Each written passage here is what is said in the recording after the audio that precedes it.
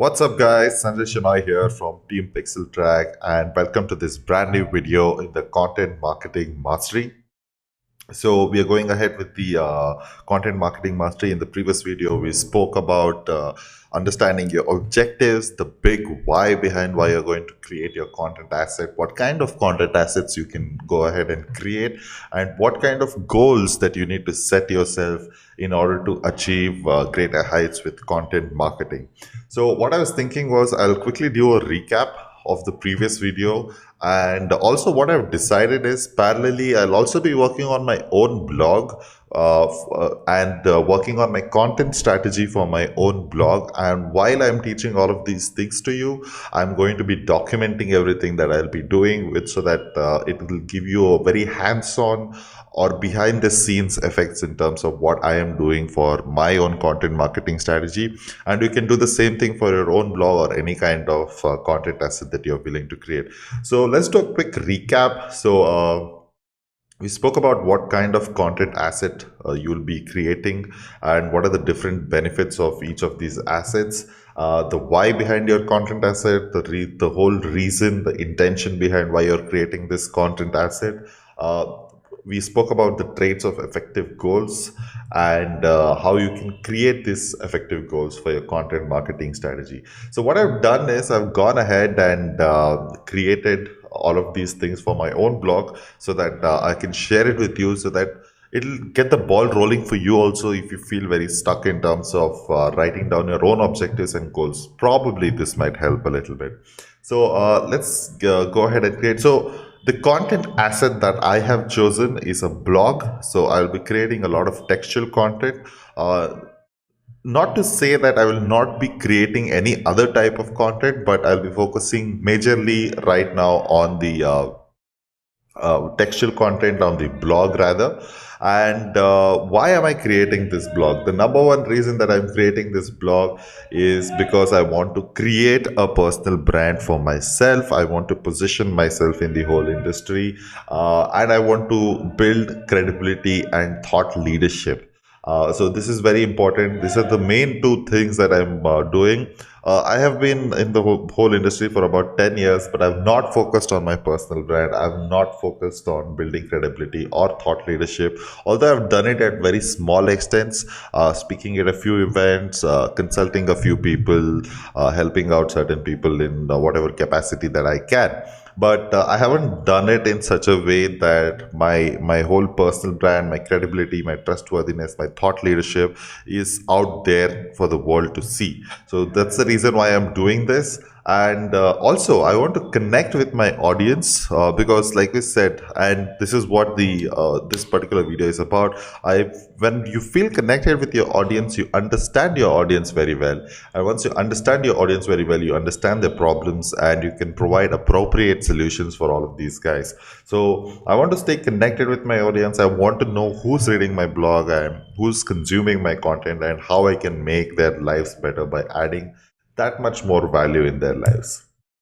Also, I want to build an email list for various reasons. One of the most important reasons is email list is probably one of the best ways for you to like own your audience, right? So that you are not at the mercy of the giants like Google, Facebook, Instagram, or whatever it is. So these are the main reasons why I am creating my content asset, why I'm creating content in itself in the first place.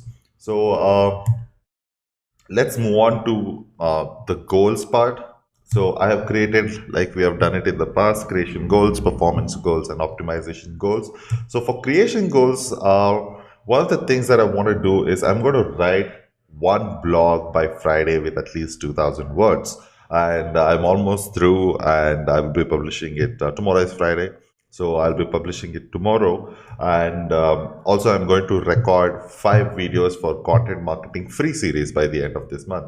I also want to like set up a funnel wherein I can attract people and getting them to buy this course eventually, probably. So which is why I want to create or record 5 videos for this particular content marketing free series.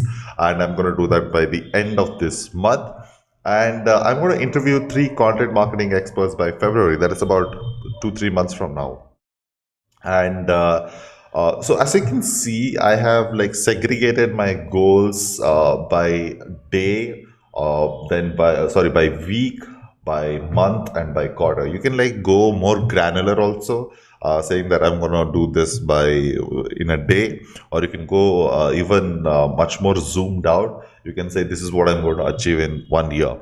So, and you can add multiple of these goals for your day, for your week, for your month, for your quarter, and as much as you want. As long as you segregate it, you create these goals, you'll be very happy to know that you'll get the sense of accountability from people, and that's what sense of accountability for yourself and sense of responsibility, because you have jotted down these goals yourself, and you can evaluate how well you're achieving these goals in the first place. Next one is performance goals. I want to hit 4,000 sessions by the end of this month. So last month I had about 3,000 sessions. That translates roughly to about 100 sessions a day on an average. But this month I want to hit about 4,000 sessions. So that is roughly about 30% more, slightly about 30% more than last month. And the way I'm doing this is by creating the new blog post that I just did. And I also want to add one lead magnet by the end of this month. So the lead magnet will be the content free series, and I want to set up everything for that particular lead magnet. I also want to build a list of 1,000 subscribers for by February. So honestly speaking, this shouldn't be much of a task, especially if I'm planning to hit about 4,000, 5,000 sessions a month and creating a lead magnet with the content free content marketing series.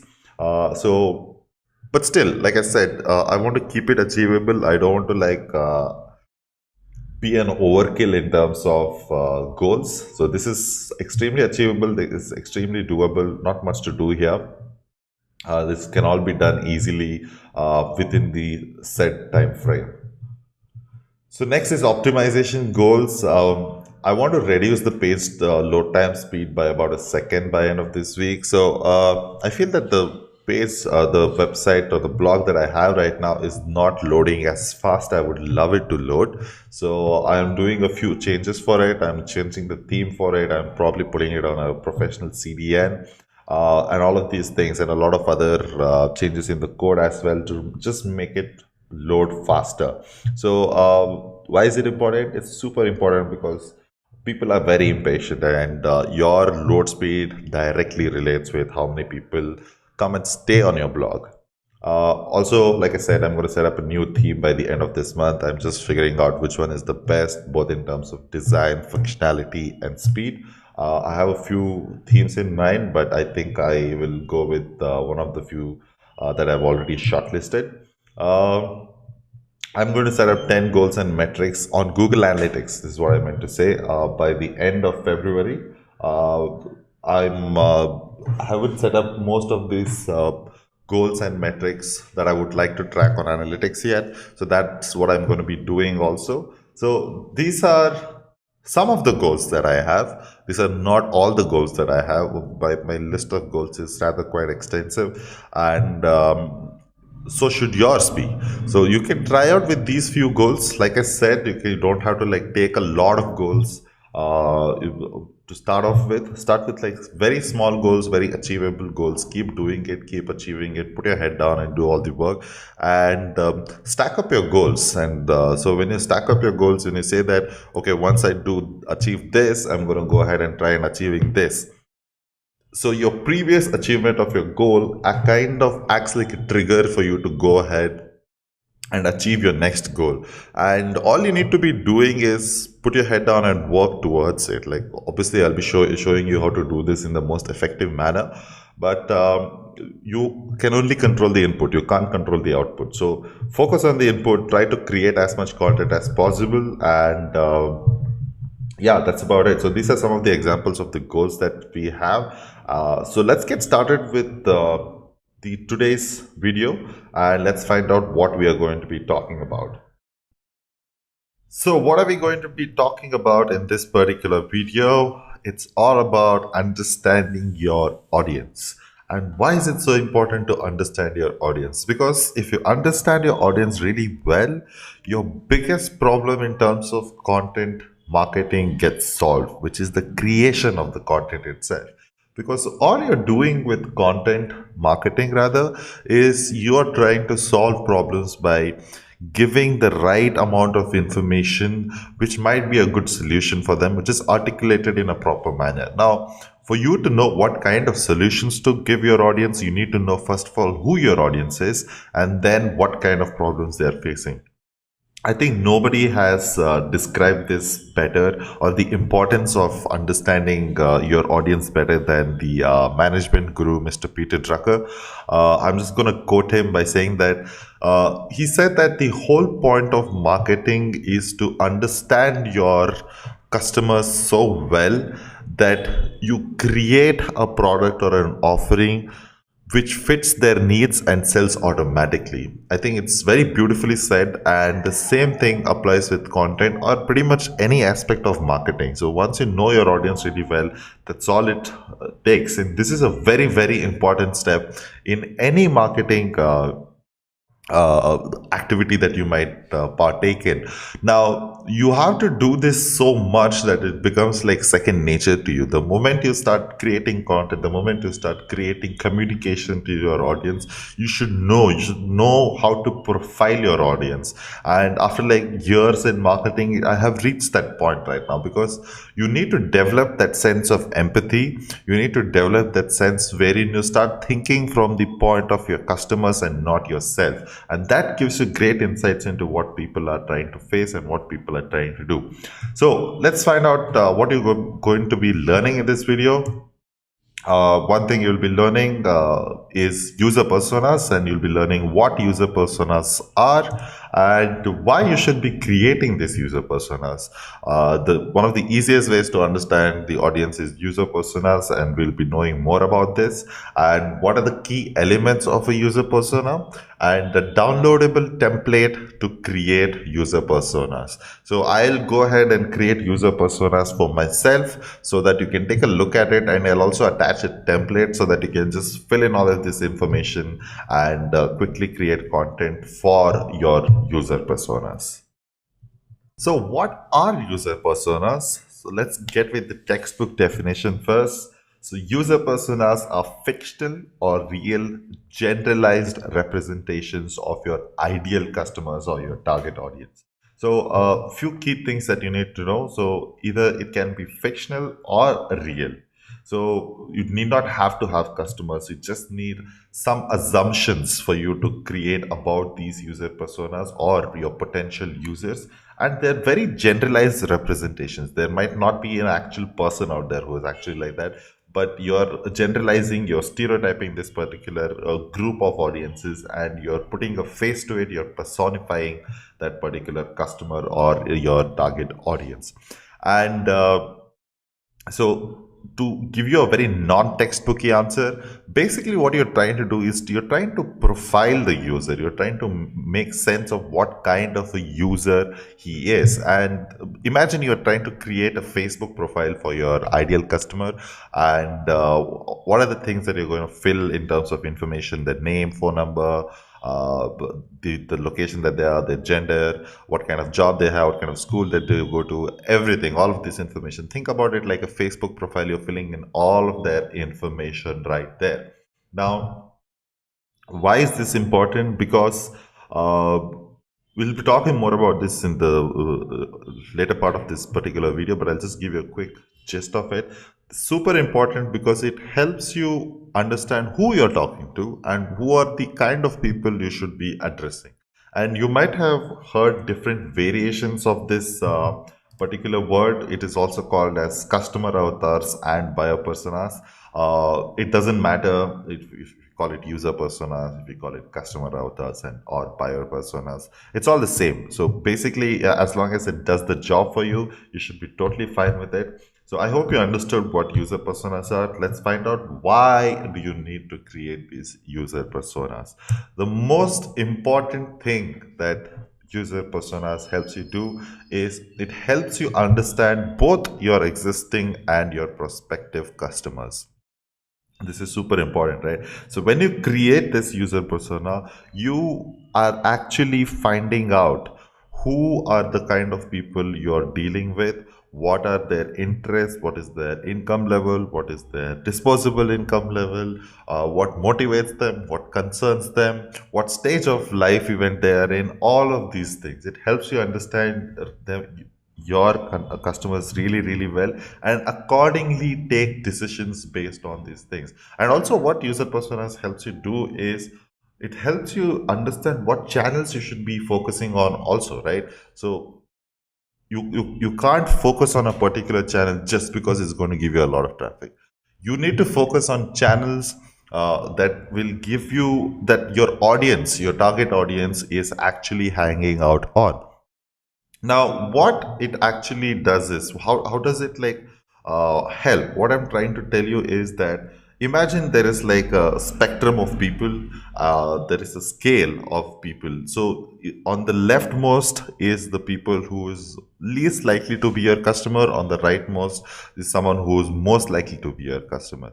So if you take care of these extremes, if you create these user personas on both these extremes and speak to these guys, everyone falling in between is automatically taken care of. So look at it like that. And so for example, when I'm making videos, when I'm creating videos or tutorials or whatever it is, for me my user persona is my mom on one side, on the left hand side, because she's not as tech savvy as I would like her to be. On the most extreme right is someone who's say 21 years old, who's extremely tech savvy, who's trying to get a job in digital marketing, who has read a lot about digital marketing already, and all of these things. So I am trying to make it simple enough so that even my mom understands it, and make it informative enough that a 21-year-old who's trying to get a job also takes a lot of value out of it. So once you take care of these two people, everyone falling in between is automatically taken care of. So which is why I say that it helps you really understand who your existing and prospective customers are. And once you understand your who your audience is, it helps you create better communication and content. Now, going back to the example of my mom and the guy who just graduated, now I cannot be explaining digital marketing to my mom the same way, or content marketing for that matter, to my mom the same way I would be to the 21-year-old guy, because of the worldviews both of these guys have, because of the background these both guys have. It's completely different. So I need to change the way I communicate to my mom. I need to change the way I communicate to the 21-year-old. I might have to change the way I need to communicate to the 30-year-old. So now do you understand why it is so important to like create user persona? So automatically this might happen in real life, and you do this automatically in real life, right? So if you bump into say your grandmother, and if she asks you what you're doing, and you give a completely different answer, but if you see someone in your own industry walk bump into you, and if they ask you what are you up to, you give a completely different answer. So why do you do this? You do this because you know that the other person sitting on the other end needs to understand what you're trying to say, and you need to simplify it in such a way that the other person understands it, or add value to the person whoever is asking for it. So this is exactly what you should be doing here also. You need to create buckets of these user personas, and it definitely helps you create better communication and content. And also you'll understand what are their needs, what are their problems, and what are the concerns that they are facing. And this is basically the most important thing, what user personas help you to do, right? So once you know their needs, once you know their problems, once you know their concerns, all you need to do is create content around this and address all of these needs, problems, and concerns, right? So that's all you need to be doing, and create content around these things. And it also helps in solving the second biggest problem that a lot of people tend to have, even if some people don't know if they have that problem in the first place. That is, it helps you create conversational content. Now, the moment you say content marketing or content writing, for that matter, people automatically assume that they need to be writing essays, and that's not what you should be doing, right? Nobody is on the web trying to read essays. The people, the way they behave online, is completely different from the way they behave offline when they're reading a book versus they're reading a blog. So when they're reading a blog, they have 10,000 distractions that they need to be taking care of, and there's so many things that is happening. They usually scan content, and when you create conversational content, it really helps to get your users to stick around. So once you have created multiple user personas, you just pick one user persona and keep them in your head and write content as if you're talking to them. So once you do this, your content becomes a lot more flowy, it becomes a lot more natural, it becomes a lot more welcoming to your user. So I hope I've made a very good point in understanding, helping you understand why it is so important to create user personas. Some people might think this is a bit of an overkill, but trust me, it really, really helps. And you have to do it to a point where it becomes second nature to you. So by now, you're basically itching to know how to create this user persona. So let's find out what are the key elements that you need to use in a user persona, and we'll also figure out how you can get all of this information. And then eventually, we'll be talking about the downloadable template and a sample user personas that you can use as a reference. So, what are the key elements in a user persona? Uh, well, apart from the name, I strongly suggest that you give a name. That goes without saying, which is why I've not included it here. So, apart from a name, what location is the persona from? So, why is this important? So, the location tells you a lot of things. Like if they're from a tier one city, tier two city, or tier three city.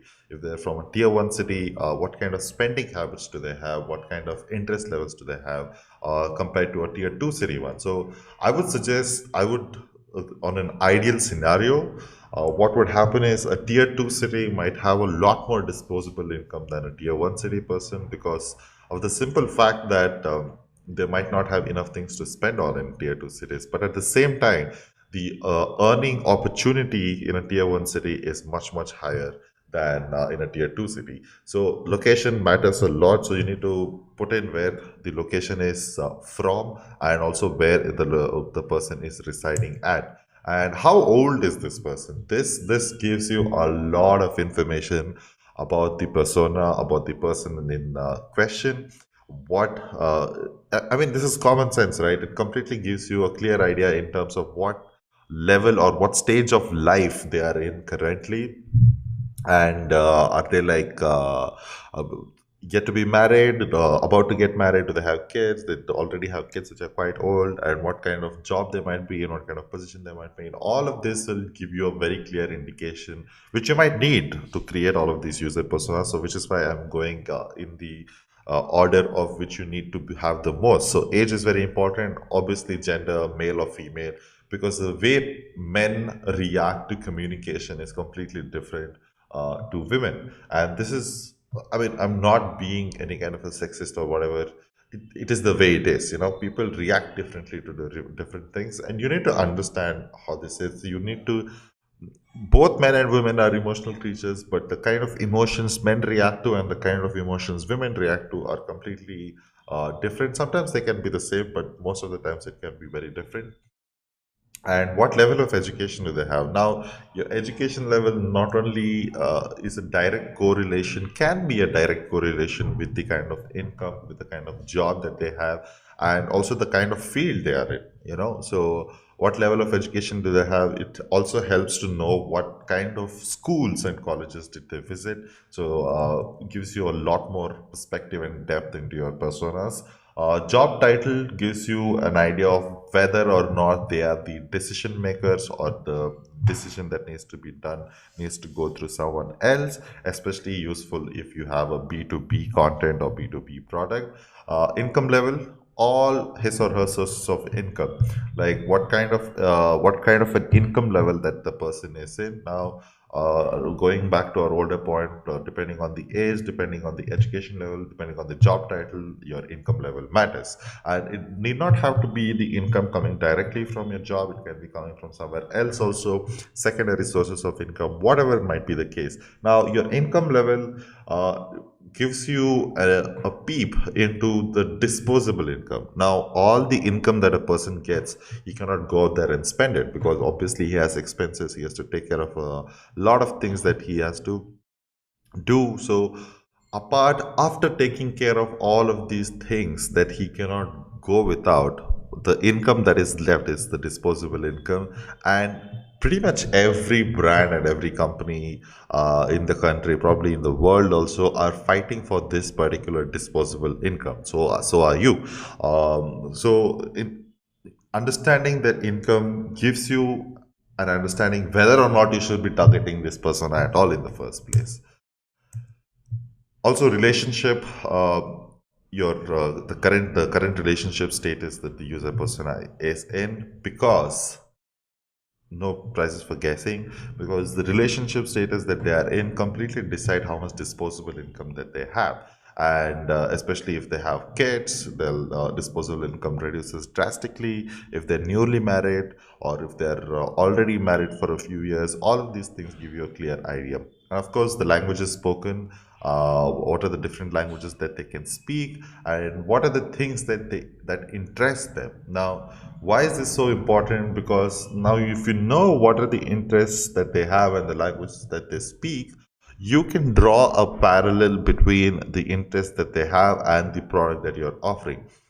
Say, for example, the person in question is a huge cricket fan. Now, how do you make your product? I'll give you a very good example. So, Swiggy, if you might know, Swiggy is a food delivery app. Which is based out in most of the cities across India. And now, what they have done is, if you see the cricket matches right now, which is happening, what they've shown, just below the score, once the bowler delivers the ball, it says what a delivery. So they're trying to create a connection between cricket and food delivery. A delivery in cricket means when somebody throws the ball, when the bowler actually bowls the ball, it's called a delivery also. So they're trying to connect the interest of a particular person in cricket to the actual product and offering that they have. This can actually do wonders to you, because you are actually piggybacking on something else that they already have established a connection with, and trying to get the same kind of connection to your product and offering too. And what are the favorite websites that they frequently visit? What are the channels that they are on? It might be Facebook, it can be LinkedIn, it can be Quora, it can be news websites, it can be any kind of websites that you can think of. Now, once you know this will give you a clearer understanding of which channels that you should be focusing on to distribute and promote your content in the first place. Uh, Buying motivation, what is the one factor that motivates your users to more make the purchase or consume content? Say, for example, the whole reason why I'm creating this content marketing course, is that there is one factor that motivates a lot of people, is they want to be better digital marketers. And why do they want to be better digital marketers? Probably they want a better job, they want to make more money out of this, all of these things. So this is the biggest buying motivation. That what is that one big buying motivation people have? You can have multiple ones too, nothing against it, but focus on the one major thing that they have. With buying motivation comes buying concerns, the obstacles, all the resistance that is building up in their head, and what are these factors that is concerning them, what is stopping them, that is blocking them from taking this purchase decision. And if you understand these concerns, you can address these concerns using your content and increase the trust between you and your user. And that's the beauty of creating user personas. Now, once I put out all of these things, you kind of get a sense of how important it becomes to create user personas. Am I right? And having said that, this is just pretty much like a basic version of a user persona. You can make it even more basic, or you can make it even more extensive if you want to. The more information you have, the better it is, and the better your understanding of your audience is going to be. So the next question in mind you might be having is, how do you even get started with this, or how to collect all of this information that you need to create all of these user personas? So I would like to start off by saying that it can be fictitious to start off with. You need not actually have the actual information about your target audience and your ideal customers. It can be fictitious to start off with. You can have certain assumptions about your audience and your target audience, and it need not necessarily be 100% accurate. It will not be 100% accurate. It will not be 100% wrong. So you can start off with something fictitious, and if you have existing audience and customers, you can start by profiling them, so that you kind of have some sort of a benchmark in terms of who are the kind of audience you're already targeting, and you can start building on top of it. Also, a very great tool for you to understand about your audience is the Facebook Audience Insights. You can find it in your Ads Manager or just Facebook profile. You can just log into it and find out pretty much about everything about your target audience. What are the kind of pages that they like? What do they do? What kind of devices that they use? What kind of job titles that they have? Pretty much everything. In fact, in one of the recent workshops that we did, I just asked the audience to just go ahead and play around with the Facebook Audience Insights, and they were hooked on for like an hour. It's very addictive, great source of information in terms of audience. Also, Google Analytics audience reports also helps you. Not as extensive as Facebook Audience Insights, but definitely gives you a lot more information in terms of behavior in on your particular website. Keep it dynamic. Don't think that this is a one off job. You need to keep on going back to this particular thing. And you need to always create as many user personas as possible, and always keep updating your user personas so that it becomes more and more clear to you. Also, build negative personas. Negative personas are the people who you do not want to target as much as possible. So while you have a list of all the people or the kind of people you would want to target, also build negative personas. So that pretty much brings us to the end of this particular video. I really hope you liked it. Let me know what you think about this video. You can either drop in your comments in the comment section, or write an email to me at sanjay@pixeltrack.in. Also, don't forget to check out my blog, www.sanjayshenoy.com. I hope you like this video. I will be seeing you in the next one. Thank you.